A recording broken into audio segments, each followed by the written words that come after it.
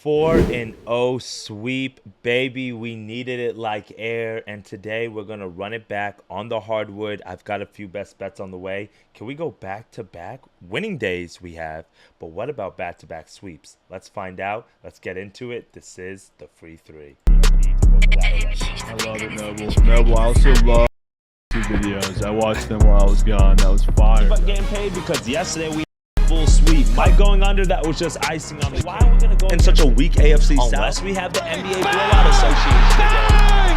Knicks take a 1-point lead with 13. When you hear the sirens, you know what that means. You got barbecue back there, and you didn't invite me. Hurt my feelings. You guys know what that horn means. It is a 4-0 day yesterday. What is up, guys? It's your boy Noble Living, back with another DYF Bets video. I'm breaking down my favorite picks and plays of the day as we just try to get to the bag together and make that money. Woo! I'm excited. I'm not only excited because the Eagles are playing in the NFC Championship game on Sunday, but it's been a rough week for us betting-wise. It's been a rough few days, and we finally had a good day. We finally had a breakthrough day, a 4-0 day on top of that on the channel. Several plus 100 winners. Oh, man, I'm excited. I'm excited. Hopefully, we can keep that momentum going. Hopefully, you guys have made money, and you guys know what we do here on the channel. All you have to do is comment. And if you comment, right, just say, hey, I took this bet, or hey, like I watched the video, appreciate it. I'm going to Venmo somebody $30. It's normally 3 picks, so it's free $30, right? So today, since we swept the board, I'm going to choose one person to send some bread to. I'll let you guys know in the next video who it is.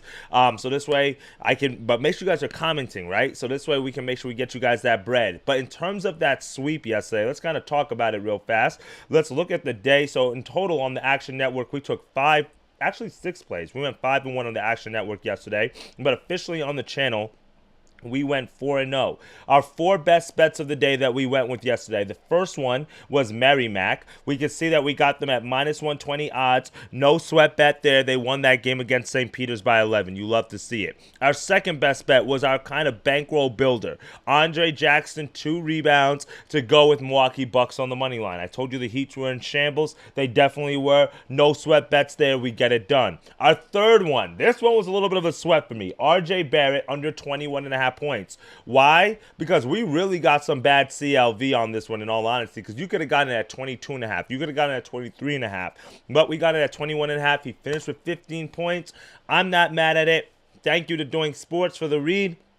We're going to go back to you guys today to help us get one more winner. And then earlier, we took Victor Wembanyama over 3.5 threes. I told you guys he was going to show out in front of his Paris family and friends. And sure enough, he did. 30 points for him, a double-double, including 4 of 11 from the three-point line. So he cashed in at plus 119. I added a few extra plays, a little money line parlay with Orlando and Illinois. Obviously, that was chalk. That was a full fade. So I was still on the right side. I should say I still was right, just on the wrong side. Right? And then also a late night money line parlay that I put in between Nashville. Shout out to another hockey winner. I'm trying to get into hockey a little bit more. And then we took Santa Clara and then the Clippers in a 3-teamer to get a plus 130. So officially on the channel, we actually went 5-1 yesterday, but for the sake of the free 3 picks, we went 4-0. So you love to see it. We swept the board. All you guys have to do is comment below, and if we sweep the board again, I'm gonna Venmo somebody $30. I'm done yapping. If you haven't hit that subscribe button, I don't know what you're doing, because we're gonna cook up a winner right now. And the first best bet that we're gonna go to on this Friday card. Remember, Fridays we're gonna take a little bit light. Why? Because we have NFL playoffs this weekend. We have a full 150 plus games of college basketball on Saturday. No need to go too crazy. I don't even want to look at college basketball too much, if I'm being honest, because I'm not a big fan of a lot of the games on today. I will do a little bit of a bankroll builder for us here in a little bit, so stick with me till the very end. I'll give you a few college picks inside of that bankroll builder. But for first, we're going to go to the NBA. And I want to take a look at this Cleveland Cavaliers and the 76ers game here real quickly. Obviously, 2 teams that are in 2 completely different directions. At the beginning of the year, we thought the 76ers were going to be contenders for the title after they picked up Paul George. But with the injuries to Joel Embiid, Kyle Lowry, some of their other role players, Jerry McCain, their first-round rookie, out for the rest of the season, it's been kind of hard for the 76ers to find their footing this year. Hence why they have that 15-27 record. Meanwhile, the Cleveland Cavaliers, a team that's kind of playing a different style of basketball from the modern modern NBA game because they have two big men in Josh Allen and Evan Mobley have gotten them out to a 36-7 start. And I think this has a lot to do with the chemistry that Darius Garland and Donovan Mitchell have been able to kind of cook up with each other this season, and they just have a really good team. Well balanced, nobody's really too selfish, they know their roles, great coaching staff, and I'm excited to see what the Cavaliers can do not only throughout the regular season, but headed into the postseason, which is where I believe they have the most trouble, because that's where sometimes they run into the wrong matchup, like a 3-and-D type team that kind of forces Josh Allen off the floor. But for the regular season's sake, the Cleveland Cavaliers is a team that I'm looking on to bet on pretty consistently. So there's one angle that I want to take in this game. With the Cavaliers being on the road, I really don't want to lay a 10.5 point spread, even though I do think that they are going to win this game and win it pretty handily. There is blowout potentials. But one angle that I was really looking at here is the actual side. And it's not an angle that I've taken too much, honestly, and this is one thing that I've been doing over the last few days, and I encourage you guys to do this as well, especially when you go through cold streaks like I have over the last few days. So what I did is I just looked back at some of my best bets that I've put out through over the years. Days where I've swept the board here on the channel, even in my own personal bankroll, where I've hit, really big bets, or I went through streaks where I couldn't miss for several days in a row. And I kind of studied back during those periods, and I try to see what was I doing during those times that I'm not doing right now. Is it just bankroll management? Is the way that I'm looking at the games? Is there a specific angle that I'm missing? Is there a specific type of bet that I'm not taking? And there is one bet in particular that I have not really taken too much on the channel, and it kind of makes sense because the lines are not readily available on action. So when I'm doing the research and I'm looking at the spread, the total, the money line, and I'm just scrolling through the player props, it's not one of the things that sticks out to me too often. Why? Because it's not one of the things that's actually readily available, but it is one of my favorite types of bets. And one of those bets are short bets, or like halftime bets, or first half bets, or first quarter bets, or team totals for the first half.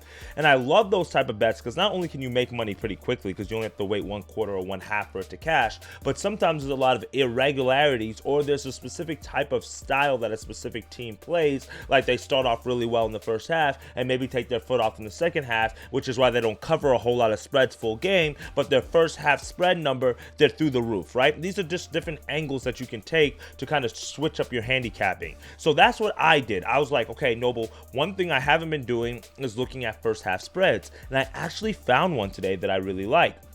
So today, I'm going to pull up Doing Sports real quickly, and one thing that I'm going to look at is the Cleveland Cavaliers, and we're going to look at their team total, but I'm going to isolate it to the first half. And you can see here that we have a 58.5 point line. The only book that has this out right now is, I think this is Fanatics at -125, so I would shop around a little bit, but I do want to take the Cleveland Cavaliers first half team total over 58.5.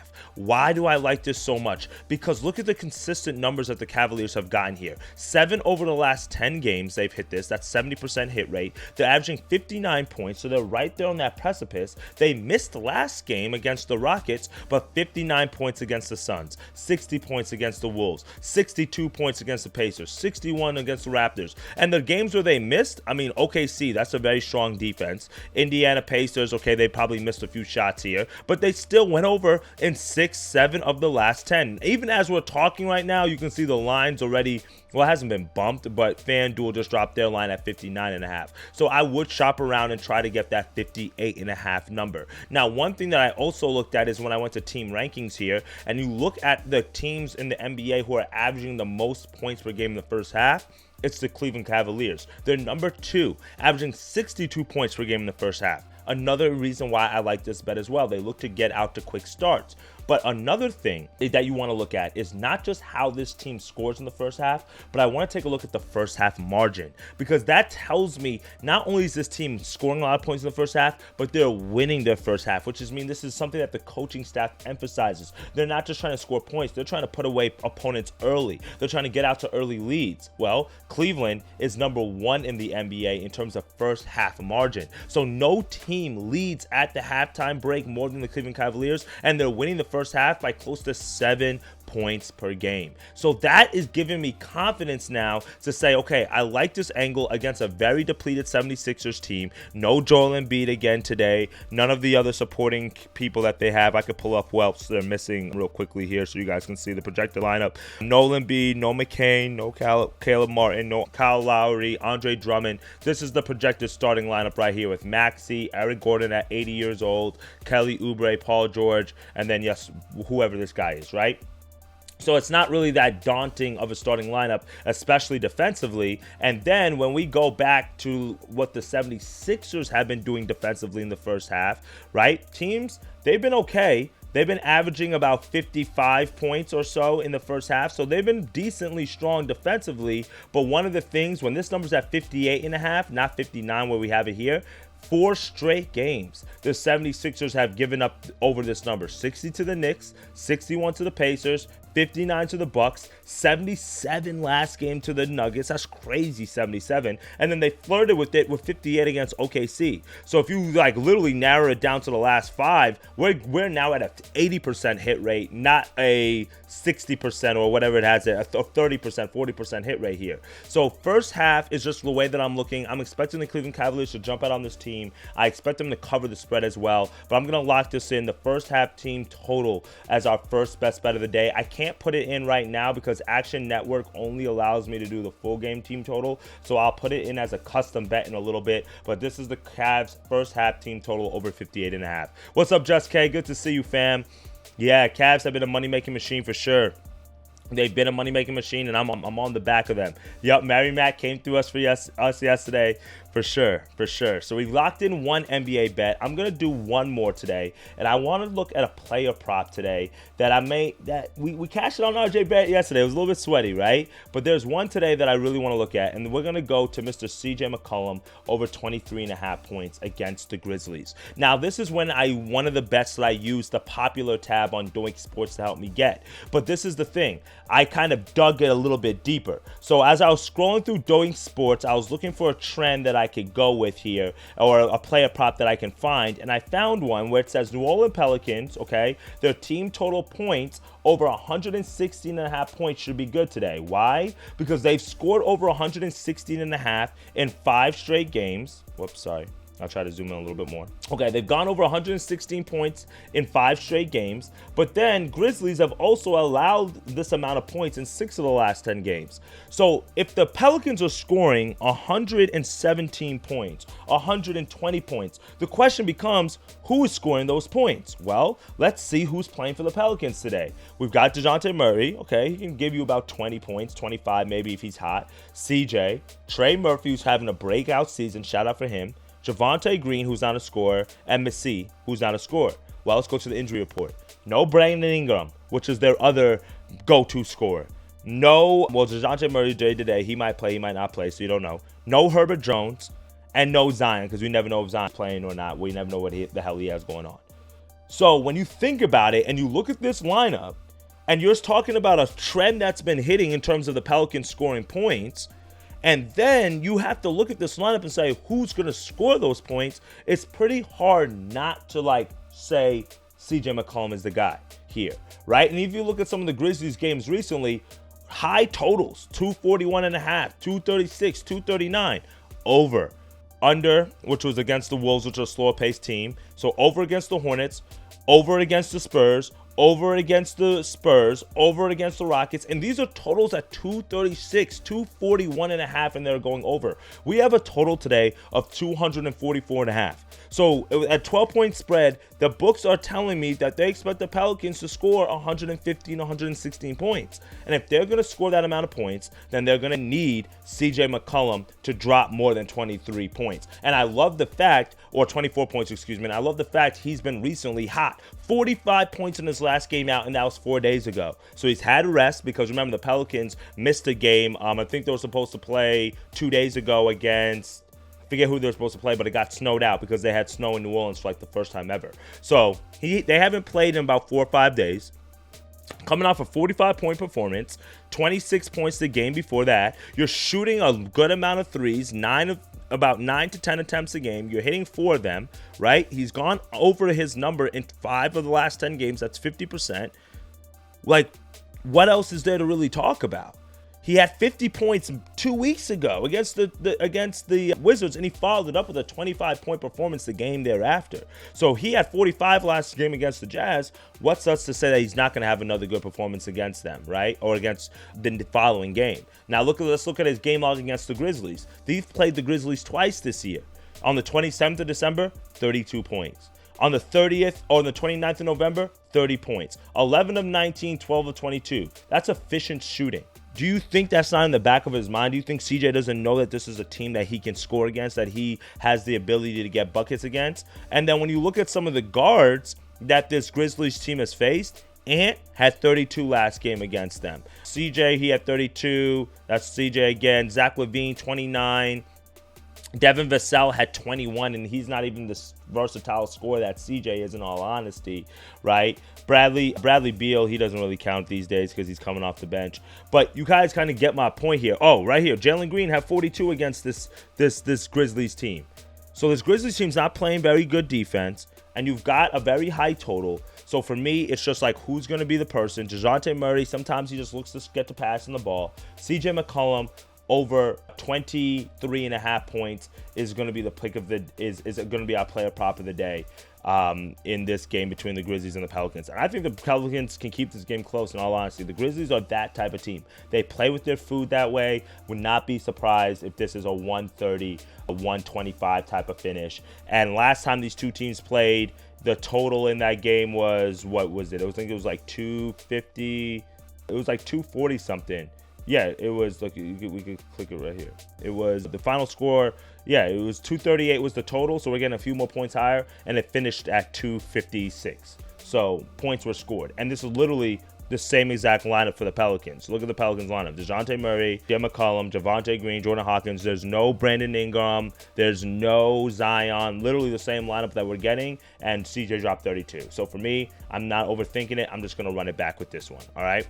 Let's see what Just K just said. Grizzlies just played the Hornets, and Grizzlies also missed the cover at 11.5. Yeah, the Grizzlies, they play with their food. They play with their food. We saw LaMelo and the Hornets drop 120 against them, and it's just hard for me to see anybody on this Pelicans team besides Trey Murphy who can give you, 25, 30. But if you're going to score 115, 120 points, you're going to need at least two guys chipping in about 20 to 25 points in that range if you're not going to get you a 30 or 35 point score. So third and final pick of the day, guys, we're going to go to our bankroll builder of the day.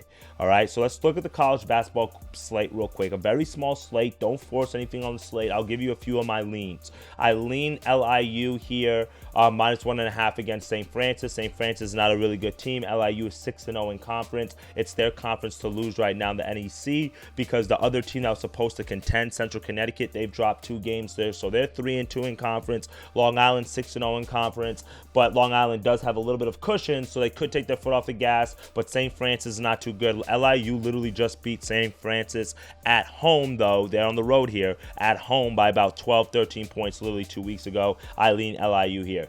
Marquette, Villanova. We'll talk about those two teams here in a second, even though I'm not going to talk about them because I did have Marquette in my bankroll builder, but I took them out because Marquette's almost on the ban list, in all honesty. But I do lean them to win today and cover Villanova. The way they blew that last game against Georgetown, I believe it was, that's hard to rebound from. And you have to go on the road, very tough spot. Marquette is coming off not a very good performance either. I think they lost their last game, if I remember correctly. No, they beat Seton Hall. They did beat Seton Hall. So, yeah, I like Marquette in the spot here. I lean Stonehill in this matchup against Chicago State. Chicago State's very bad.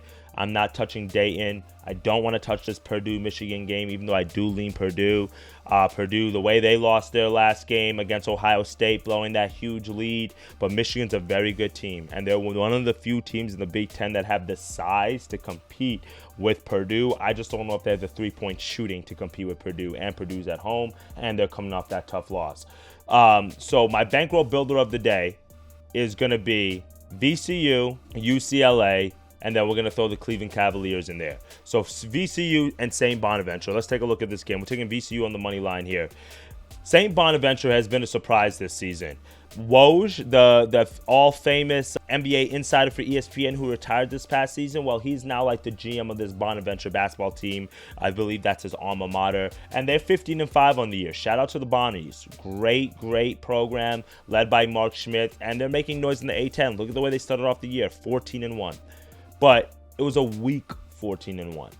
Besides this win at home against VCU, which was the first game in conference, the other quality win they have is against Providence, which is not looking too good, and that's on a neutral floor, and Bryant.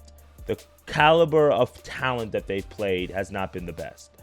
And now you have a revenge spot for VCU, given the fact that they lost to this team at home by 2 points to start off conference play. And you can see the form that the Bonnies are in. They've lost 4 of their last 5 games. Home losses to LaSalle. It's not like they're just road losses. In their road losses, they haven't even been competitive sometimes, like Duquesne. They play slow, but that can sometimes be their demise because when they're missing shots, it's hard for them to get back in the game if they're not stopping anybody. Now they face a VCU team that we've backed several times on this channel because, like I've said, when there's blood in the water, sharks attack. And Ryan Odom is one of those shark coaches. The A10 runs through VCU at this point. I'm not just handing it to them because there's still like George Mason, George Washington, who's making some noise as well. But with the downfall of Dayton, we're going to keep riding the VCU trend until it doesn't make sense to. With VCU at home, with the home court advantage, a very tough place to play, and winning 5 straight games in a row, 5 games in conference after that loss to the St. Bonnies, you're not going to tell me that place not going to be riled up. They're not going to be fired up to play. 17th in defensive efficiency. Don't overthink it. VCU, I believe they cover. I would take them on the first half spread. I see them jumping out to a first half lead by like 10 points. Because the spread's about like 8.5, I would take the first half of like 4.5 or whatever, 5.5. I like that. Second best bet, UCLA on the road against Washington. This is more of a fade on Washington than it is a play on UCLA, but I'll give UCLA credit. After Coach Cronin called out those boys and said they need to step it up, they figured out a way to pick up 2 quality wins at home. And I told you guys, because we faded them against Rutgers here. We faded UCLA against Rutgers here on the channel. I told you that this is where their season is going to be defined in their next 2 games. Because they had Iowa and they had Wisconsin at home, and then they have the chance to pick up 2 quality road wins against weak Pac-12 teams, or Big Ten teams, Washington and USC, before now they have to start facing the juggernauts of Ohio State or Oregon, Michigan State, Penn State. So they can string off 4 games right now and maybe steal 1 or 2 of these games because they have good momentum, because this game is at home. But I think Coach Cronin told his boys that like this is where things turn around. They win this game by 24. They win a tough home win by 2, even though Wisconsin covered the 3.5-point number there. Now they travel on the road to a Washington team that is just not that good. You can see here, lost 5 straight games in conference. They're 1-7 in conference. They lost to this UCLA team already on the road. There's just nothing that gives me confidence in taking this Washington team. Maybe next game against Minnesota, but that game's on the road. Right? I'm not saying they're not going to win any other games in conference to go, but they'll just the form that UCLA is in with the situational spots from a scheduling perspective, from the way that this defense is looking, 19th in defensive efficiency, number 2 in turnover percentage. They're playing good basketball. And I think one of the beautiful things about this Iowa game is it showed this team that they can play with teams in a shootout fashion. Even though Iowa didn't only score 70 points, this is a team that, you have to score 80, 85 points to beat. UCLA scored 94. So for me, I like this situational spot for UCLA. They're on the road. We're going to take them on the money line. Those 2 get you to about -151. For your third and final leg, like I said, I would stay off of Iowa and Penn State just because it can go either way. I lean Penn State on the spread there. Actually, I do lean more Iowa State, but with Ace Baldwin, I think Penn State can keep that game closer than people think. Like I said, I'm staying off the Purdue game. You could throw Stonehill in here because they should beat Chicago State. But for me, I'm just going to go over to the NBA, and I'm just going to throw in the Cavaliers on the money line. That gets you to +100 value. Odds already moved on some of these lines. When I did it earlier, it was like +110. So now it's just +100 straight up. That's fine. The Cavaliers should win. If you want to throw the Grizzlies in there to get to +135, you could do that as well. Or you could do Marquette. I think Marquette is not a bad look as well if you want to do that, to get to 4 teams at +140. Not bad at all. So we'll just go for the 3-teamer here with the 3 legs that we locked in. So real quickly for you guys, on the free 3 on this Friday card, we're going to go VCU on the money line, UCLA on the money line, Cleveland on the money line. That is at plus 100 value for our bankroll builder of the day. We've got CJ McCollum over 23.5 points. And then also we've got our first best bet, which is the Cavs first half team total over 58.5, just the first half there. All right, those are the 3 best bets. I'm going to give you guys one more bonus best bet, and I appreciate you guys still staying through the entire video. If you have not hit that subscribe button, if you have not hit that like button, please do so. It helps us continue to grow the channel. We're at about 1,000 subscribers now. Well, our goal is to get to 2,000, so I appreciate it, man. We're growing actually pretty steadily here, so I appreciate all the love that you guys are showing here on the YouTube at DYF Bets. And the bonus bet that I'm going to give you guys is a little bit ugly, but one theory that I've been testing out recently is if the sports books always win and the majority of people take overs, then it must make sense to take unders. Does that make sense? I'll let you think on that. So the under of today that I'm going to take, even though we sweated out RJ Barrett yesterday, is we're going to go to Tyrese Maxey, and I'm going to go under. I would love the under 4.5 rebounds in all honesty, but I'm going to take under 4 rebounds minus 115 odds. I'll share the screen real quickly with you to show you guys why I am taking this bet. The under for Tyrese Maxey, hold on, let me see. I think I had it pulled up somewhere. All right, 76ers. Let's go to the player props real quick. My theory in this game is pretty simple. The Cavaliers have the tree trunks down there, down low. Evan Mobley and Jared Allen should limit rebounding opportunities for guards. If you look at this number, we're going to go under the 3.5 number here. He's gone under this number in 4 of the last 10 games. He only had 2 last game. He had 6 against the Bucks, 1 against the Pacers, the Knicks, Thunder, or Magic, and Pelicans, which are all teams, okay. But then you had the Wizards, you have the Suns, you've got the Nets, and then you got the Warriors. So he's gone on this number in 4 of the 10 games. Meanwhile, the Cavaliers defense, the starting point guards, only 2 point guards have been able to grab 4 rebounds against the Cavaliers. That has been Andrew Nembhard, who that's really like what he's supposed to do, is hustle, and Shai. 1 time. Besides that, nobody else. Not LaMelo, not Quentin Grimes, not Mike Conley, not Fred VanVleet, not Tyus Jones. So if we go to similar players, it bumps up a little bit to 4 to 10 just because you got Terry Rozier who grabbed 9 rebounds. You got Kobe White who grabbed 7 rebounds. But Tyrese Maxey is not really a rebound guy, in all honesty. And with blowout potentials, I don't know how much he plays. And he played the Cavaliers in December this past year, and he had 1 rebound. So for me, just under 4 rebounds for Tyrese Maxey is our bonus bet of the day. So that's the 4 picks and plays that we're going with on this Friday card. Appreciate y'all for tapping in. As always, it's your boy Noble Living here every single weekday. Please be on the lookout for the weekend videos when we're going to drop our preview of the AFC and NFC championship games. I'll drop that probably tomorrow. I'll record that a little bit later today, all right? Appreciate y'all for tapping in as always. And if you're listening to the podcast, if you're listening on YouTube after the live recording, make sure you guys comment so this way we can get somebody some free money, because all we need is a sweep, and I'm getting somebody paid. So today, we got a sweep last night, so somebody's going to get a Venmo. We're going to check out the comments right after this so we can see who's get that money. All right, my friends? Let's have a day. Get to that cheddar. It is your boy Noble Living. Follow me on all socials, and let's have a day. Later.